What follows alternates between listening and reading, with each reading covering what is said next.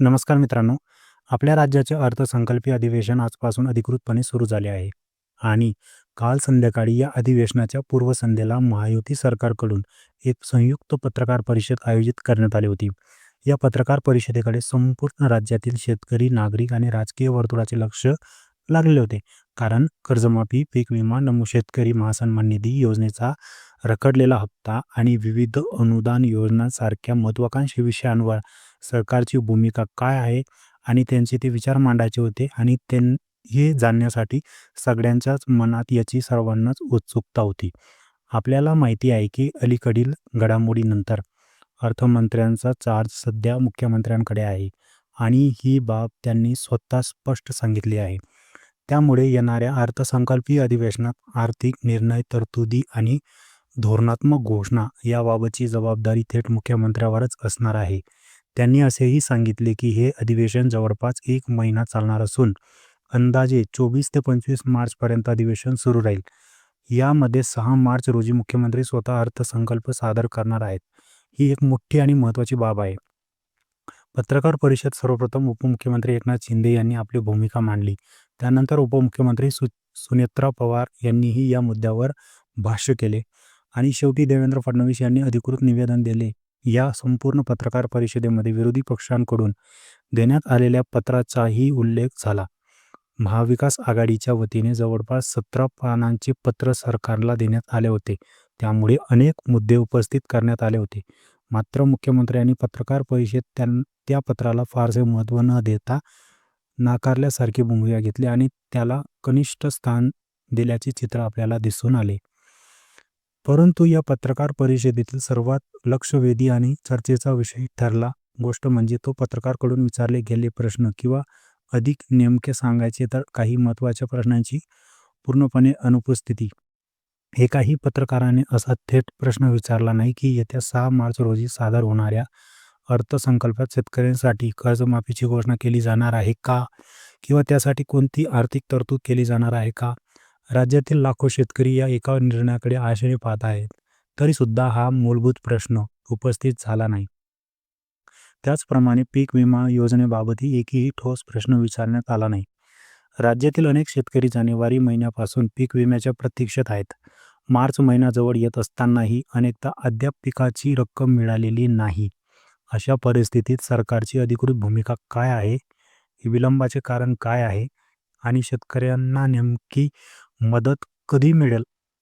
याबाबत स्पष्ट उत्तर मिळणे अपेक्षित होते, परंतु या महत्त्वाच्या विषयावर शांतता पाहायला मिळाली. त्याचबरोबर राज्यातील सर्वात मोठा प्रश्न तो म्हणजे शेतकऱ्यांचा प्रश्न. नमो शेतकरी महासन्मान निधी योजनेचा हप्ता 2 ते 3 महिन्यापासून रखडलेला असल्याची चर्चा राज्यभर सुरू आहे. अनेक शेतकरी या हप्त्याची वाट पाहत आहेत.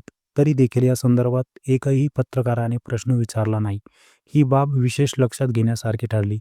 त्यामुळे नैसर्गिकरित्या एक प्रश्न निर्माण होतो की अशा प्रश्नांवर बोलण्यास पत्रकारांना मर्यादा आहे का की नाही? कारणामुळे हे मुद्दे पुढे येत नाहीये अशी शंका अनेकदा मनात निर्माण होते. राजकीय पार्श्वभूमीकडे पाहिल्यास ग्रामीण भागातून मोठ्या प्रमाणात निवडणूक आलेले आमदार हे शेतकरी मतदारांचे प्रतिनिधित्व असतात. परंतु विधानसभेत शेतकऱ्यांच्या प्रश्नांवर ठाम आवाज उठवताना फारसे दिसले नाही.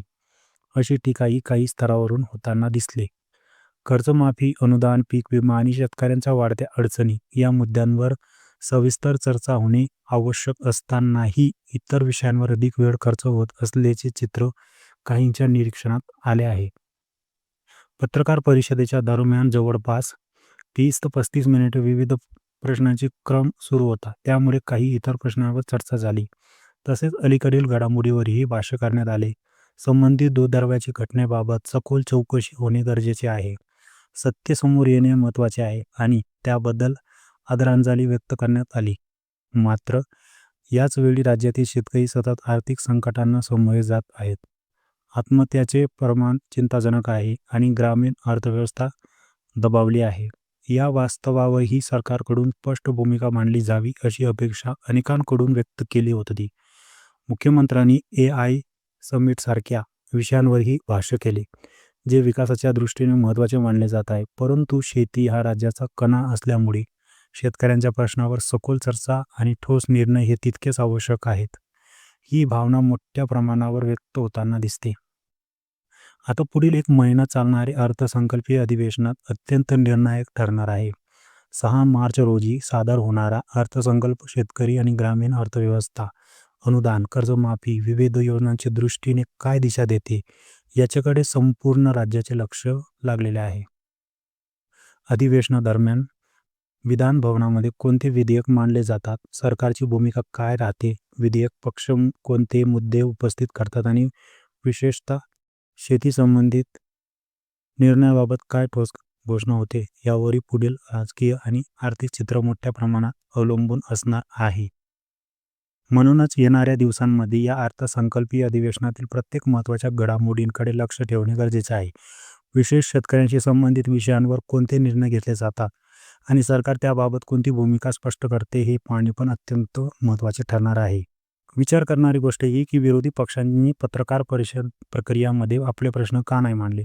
महाविकास आघाडीच्या वतीने सादर करण्यात आलेल्या 17 पानांच्या पत्रांमध्ये विविध मुद्दे उपस्थित करण्यात आले होते. मात्र मुख्यमंत्र्यांनी पत्रकार परिषदेत त्या पत्रांना फारसे महत्त्वच दिले नाही. पक्षाची भूमिका आणि सरकारची प्रक्रिया याच्यावरूनच कळते की त्यांना शेतकऱ्यांविषयी किती काळजी आहे. आता शेतकऱ्यांच्या मनात हा प्रश्न निर्माण होत असेल की शेतकऱ्यांचे प्रश्न अधिवेशनात मांडले जातील का?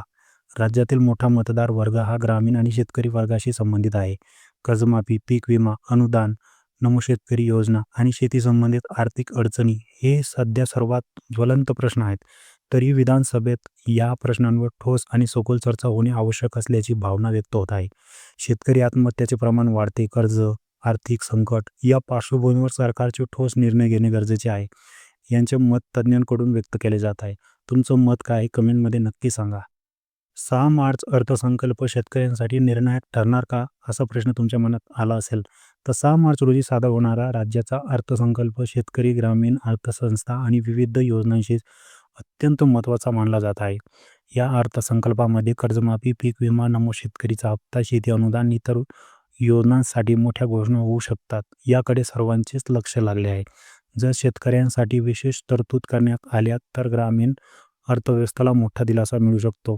आणि आजपासून जी अर्थसंकल्पना सुरू झाली आहे त्याची रोज अपडेट घेण्यासाठी चॅनल सबस्क्राईब करून ठेवा. फेसबुकवर पाहत असेल फॉलो करून घ्या. व्हिडिओ आवडला असेल तर लाईक सबस्क्राईब नक्की करा.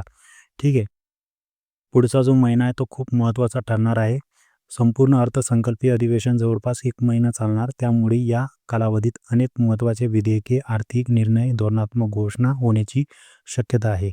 विधान भवनातील घडामोडी, सरकारची भूमिका, विरोधी पक्षांचे मुद्दे आणि विशेष शेती संबंधित निर्णय यावर राज्याचे भवितव्य मोठ्या प्रमाणावर अवलंबून आहे. तर शेतकरी मित्रांनो, आजच्या व्हिडिओमध्ये बस एवढंच. तर जी आजची अपडेट होती ती मी तुम्हाला सांगितली. व्हिडिओ आवडला असेल तर लाईक सबस्क्राईब नक्की करा. फेसबुकवर पाहत असाल फॉलो करून घ्या. भेटू नवीन